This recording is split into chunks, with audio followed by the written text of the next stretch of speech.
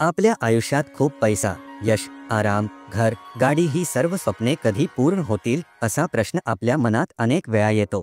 Social मीडियावर आजकाल बरेच उपाय सांगितले जातात। घरात कोणत्या दिशेला काय ठेवायचे, रोज पूजा करायची, विशिष्ट वस्तू वापरायच्या आणि आपण ते सगळे उपाय करती असतो। मंदिरात जातो, देवाची पूजा करतो, पण तरीही आपल्या जीवनात अपेक्षित बदल काही होत नाही। मग प्रश्न पडतो, हे उपाय खरेच काम करतात का, की आपण काहीतरी महत्त्वाचे विसरत आहोत? हो, अगदी बरोबर।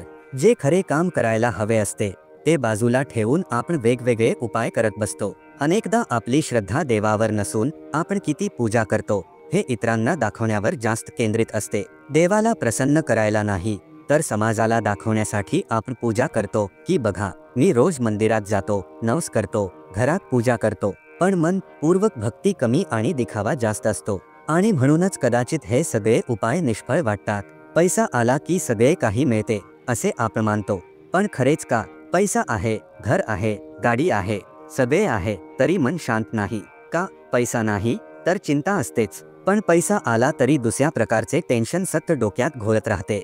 हे सांभाळायचे, ते वाढवायचे, कुणावर विश्वास ठेवायचा नाही, मन कधीच शांत बसत नाही।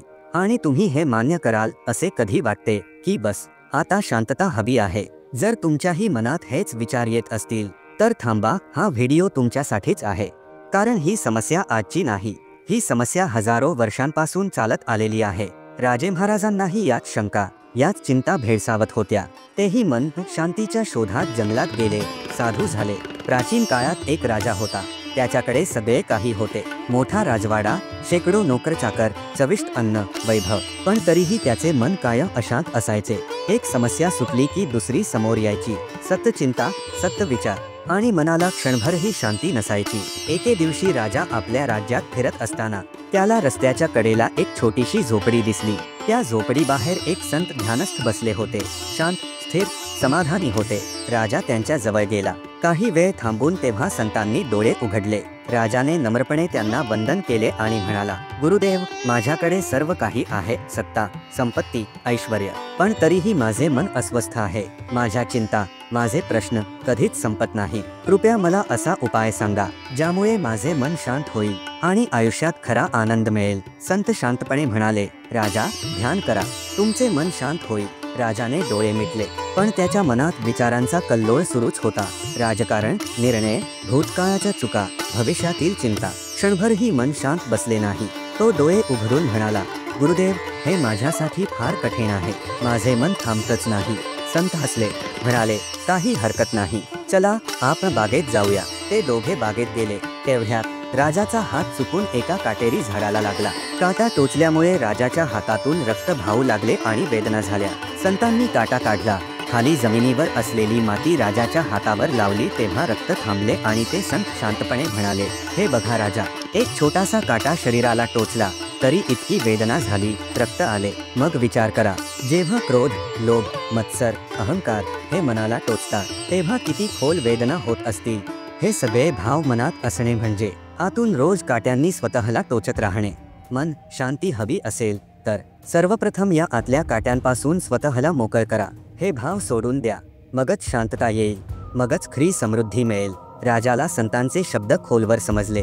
त्याने ठरवले, आता हे वाईट विचार, क्रोध, लोभ, मत्सर हे मनातून हळूहळू दूर करायचे। तो स्वतःशी प्रामाणिक झाला, मनातले काटे ओळखायला लागला आणि त्याच्या जीवनात सकारात्मक बदल घडू लागले। मन हलके झाले, शांती येऊ लागली। राजाप्रमाणेच आज आपल्याकडेही सोयी सुविधा आहे, पण मनात जर अस्वस्थता असेल तर तो आनंद अधुराच राहतो। सुरुवातीला ध्यान कठीण वाटतं, पण हेच आपल्याला आतून साफ करायचे शक्तिशाली साधन ठरते। ध्यान हे मनातील काटे काढण्याचे काम करते। मनातील काटे ओळखा आणि काढून टाका। माझा राग कशावर आहे, मला लोभ कशाचा आहे, माझे मन नेमके कुठे दुखावले आहे, हा प्रश्न स्वतःला विचारा, त्याचे उत्तर शोधा आणि तुमचे मन हलके करा। संतांचे झोपडीत राहणे, बागेत फिरणे हे केवळ साधेपणाचे लक्षण नाही, तर निसर्गाशी जोडलेले आयुष्य आहे। थोडा वेळ तरी निसर्गात घालवा, मन शांत होईल। आपण कायम बाहेरचे उपाय शोधतो, पण खरा उपाय स्वतःकडे बघण्यात, स्वतःशी प्रामाणिक होण्यात असतो। आजचा राजा म्हणजे आपण सगळेच आहोत। आपल्या हातात मोबाईल आहे, गाडी आहे, पैसा आहे, पण मनात अजूनही खूप काही टोचते। आणि म्हणूनच मन शांत हवे असेल तर सर्वात आधी मनातले काटे काढावे लागतील. ही गोष्ट तुम्हाला काही शिकवून गेली असेल तर ती नक्की आठवणीत ठेवा. आणि कोणाचे मन अस्वस्थ असेल, कोणाला हे ऐकणे गरजेचे आहे, त्याच्यापर्यंत हा व्हिडिओ नक्की शेअर करा. कारण नशांती ही वाटून घेतली की वाढते. तुम्हाला हा व्हिडिओ आवडला असेल तर एक लाईक ठेवा. आणि अशाच विचार करायला लावणाऱ्या कथा ऐकायच्या असतील तर चॅनल सबस्क्राईब करायला विसरू नका. काळजी घ्या तुमची आणि तुमच्या कुटुंबाची. पुन्हा भेटू. श्री स्वामी समर्थ.